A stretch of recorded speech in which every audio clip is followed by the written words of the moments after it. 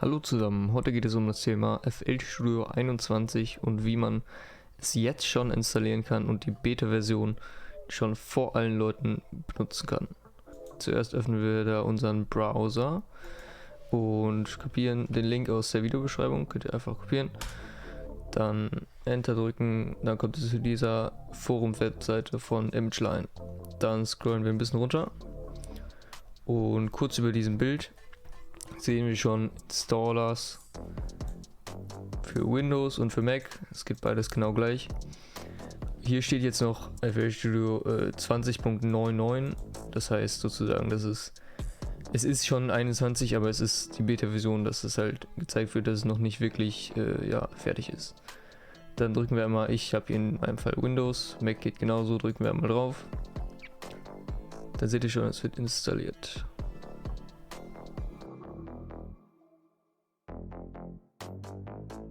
Bei mir steht jetzt Beta in Klammern 1, da nicht verwirren lassen. Ich habe das eben schon getestet, ob alles wirklich klappt, aber das sollte bei euch dann genauso gehen. Ich habe es auch wieder deinstalliert, das heißt, ich mache genau dieselben Schritte, die ihr jetzt auch machen müsst. So, jetzt ist es fertig installiert. Dann können wir es einfach öffnen und müssen jetzt in Windows Sachen einfach folgen. So, einmal bestätigen. Public Beta und jetzt einfach immer weiterklicken. So, hier kommen jetzt gleich 2 Haken, die ihr ansetzen müsst, und zwar hier. Das sagt nur, dass es eine Beta-Software ist und die erst im Dezember rauskommen wird, die richtige Version, und dass wir voll verstanden haben, was die Konsequenzen von einer Beta-Nutzung sind. Das heißt einfach nur, dass es Bugs gibt und anderes. Also einfach anklicken und dann auf Next. Einfach All Users mache ich immer und dann könnt ihr euren Speicherort wählen. So, und dann drückt ihr einfach auf Weiter und dann kommt ihr zu Install, drückt Next und dann installiert es schon. Falls bei euch da irgendeine Nachricht kommen sollte, dass da irgendwas nicht klappt, könnte es sein, dass ihr vielleicht euer jetziges FL Studio noch offen habt. Das solltet ihr auf jeden Fall schließen. Aber das Coole bei der Beta ist, dass ihr euer altes FL Studio nicht löscht sozusagen oder überschreibt, sondern ihr könnt immer noch darauf arbeiten, und falls hier zu viele Bugs sein sollten, könnt ihr immer noch ganz schnell einfach ohne irgendwelche Installierungsprozesse auf FL Studio 20 zurückwechseln. So, die Website können wir auf jeden Fall schon mal schließen. Hier müssen wir nur noch auf Next drücken und auf Finish und dann war es das schon. Jetzt könnt ihr aber nicht auf eure Verknüpfung hier unten klicken, weil das immer noch FL Studio 20 ist. Dafür könnt ihr einfach hier hingehen oder einfach Windows drücken. Und dann seht ihr schon, eigentlich müsste das bei euch ganz oben sein, aber ich habe es halt eben schon mal installiert. So, dann drückt ihr einfach auf die Beta-Version, hier FL Studio Beta, und dann sehen wir schon, irgendwas sieht anders aus als sonst. Was ist das denn? Und zwar ist das hier erstmal diese Sektion, die ich jetzt erstmal erklären würde, und zwar sieht man hier ganz links den ganz normalen Tab, den man auch schon kennt, hier mit Current Project, mit der History und hier mit den Sounds, die man eben hat, und hier mit den FL Studio Sounds. So, und jetzt sind diese neuen Tabs hier, und zwar gibt es einmal Projekt oder Project, und da kann man erstmal die ganz normale History, was man hier halt auch hat, angucken, aber halt geordnet, das ohne irgendwelchen anderen Zeugs hier, ohne diesen Sachen. Da könnt ihr auf Plugins gehen und dann könnt ihr sehen, was ihr für Plugins habt installed. Ja, ich weiß jetzt nicht genau. Fruit Effects, und dann könnt ihr alles haben, alles angucken, was ihr schon habt. Genau, das kennt man ja. Library ist sozusagen der Shop nur in neu, oder keine Ahnung, dass man nicht mehr hier oben hindrücken muss. Hier gibt es das ja mit den News, aber das ist nicht dasselbe. Das sind sozusagen die Shops, die man dann in den Plugins hat. Ich kann mir hier Flex einmal öffnen. Man kennt es ja von den Stores hier, dass man sich die Sachen verschieden kaufen kann. Und hier kann man eben sich den auch noch mal irgendwie kaufen, aber das macht man ja sowieso nicht meistens da. Und zuletzt sind hier noch die Start, das erkläre ich gleich noch, was es ist. Genau, wir gucken uns jetzt mal an, was passiert, wenn man hier zu seinen Sounds geht. Ich öffne einfach mal ein paar Sounds.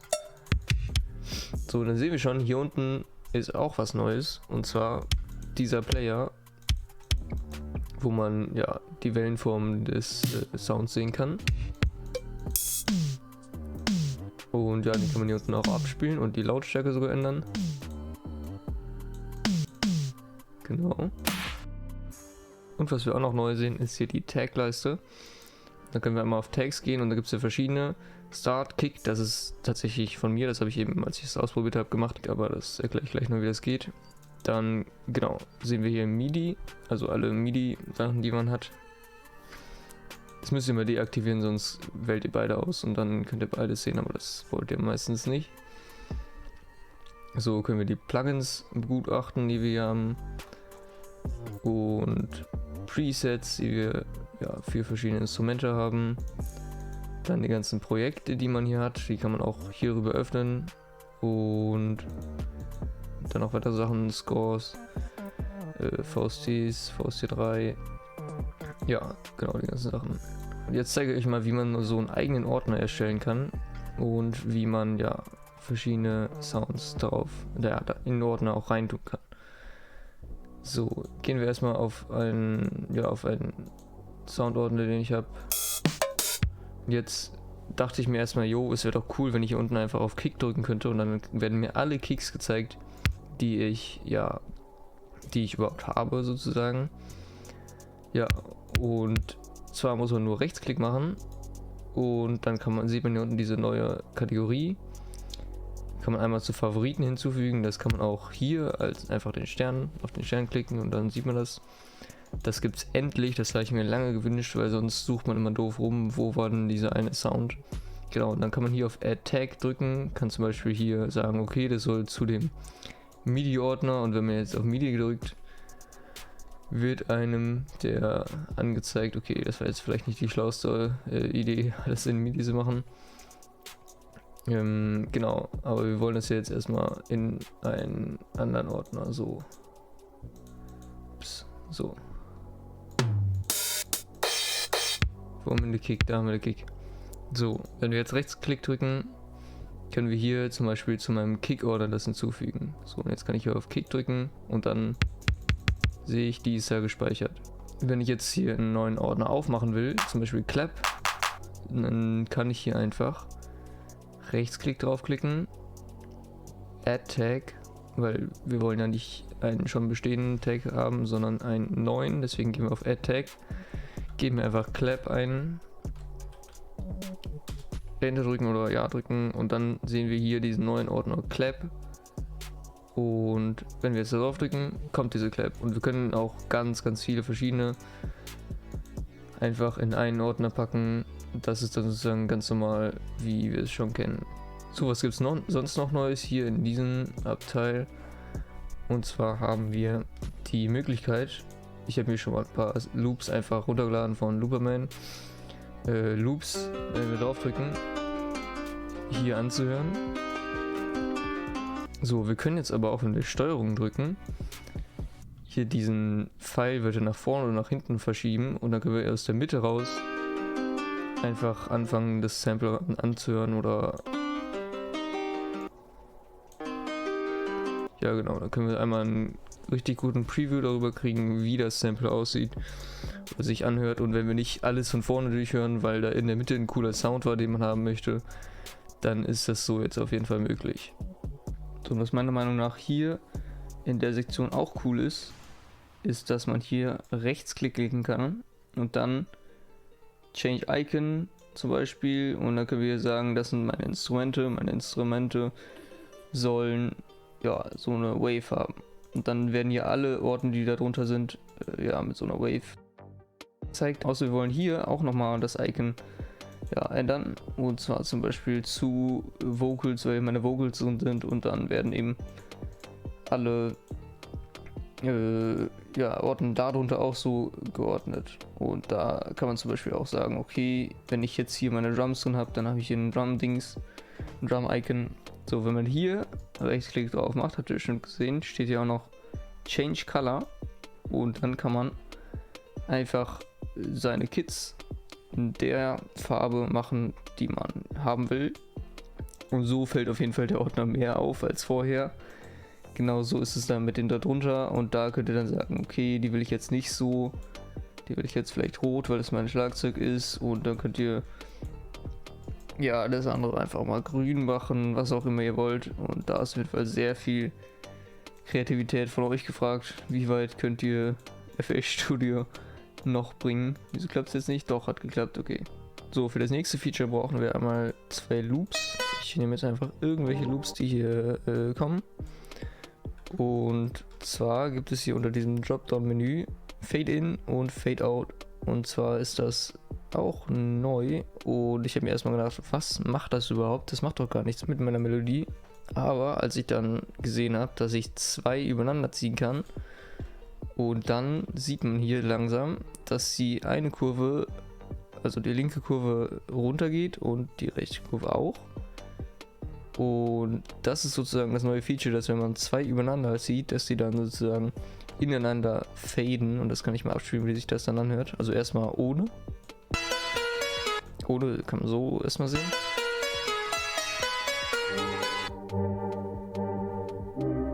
Das ist jetzt vielleicht nicht das Beste, weil es so leise ist, aber jetzt hörte ich mal, wie sich das anhörte.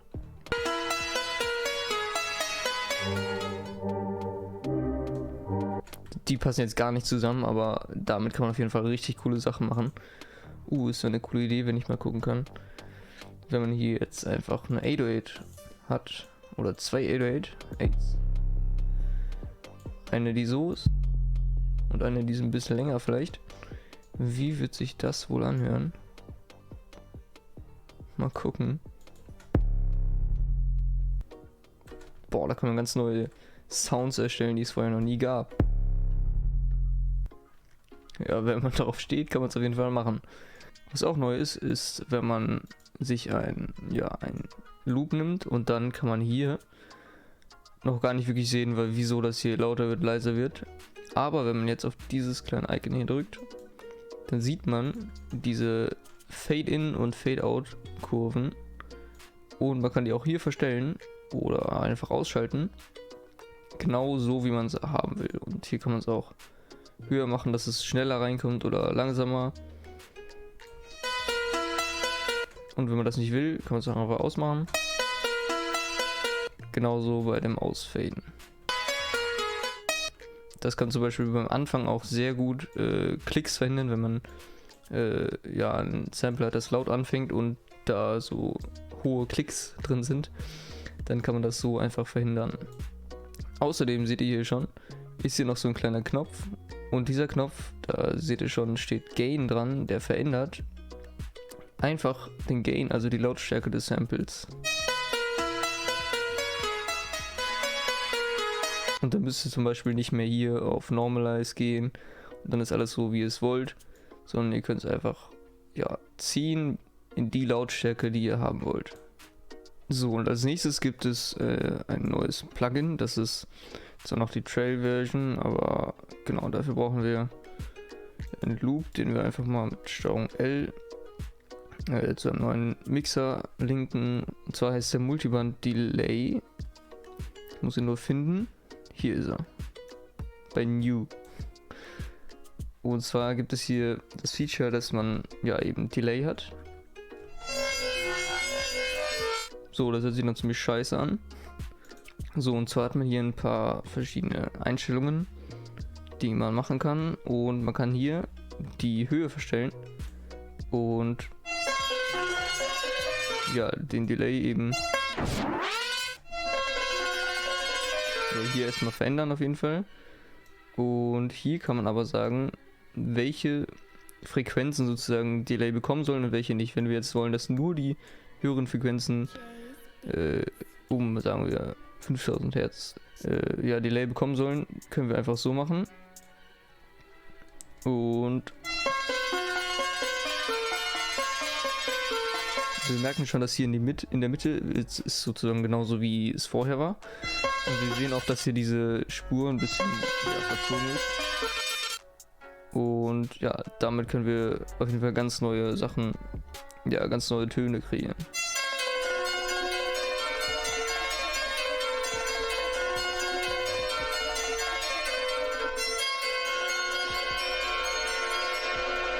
Genau, das ist ungefähr ein richtig cooles Feature, was ich finde, hätte schon viel früher kommen sollen. Das vereint sozusagen ein EQ zusammen mit einem Delay und das ist einfach revolutionär, würde ich sagen. Außerdem kann man hier pannen und das ist, finde ich, unglaublich gut, dass sie das reingebracht haben.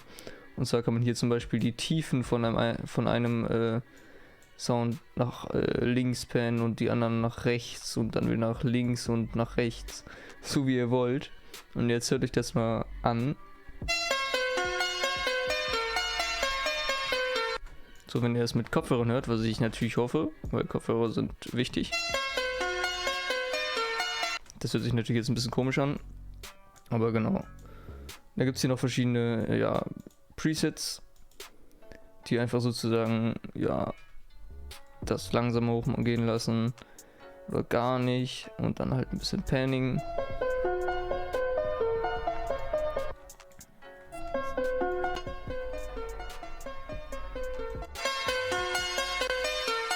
Ich glaube, ihr kriegt eine Idee davon, wie das neue Plugin auf jeden Fall werden kann.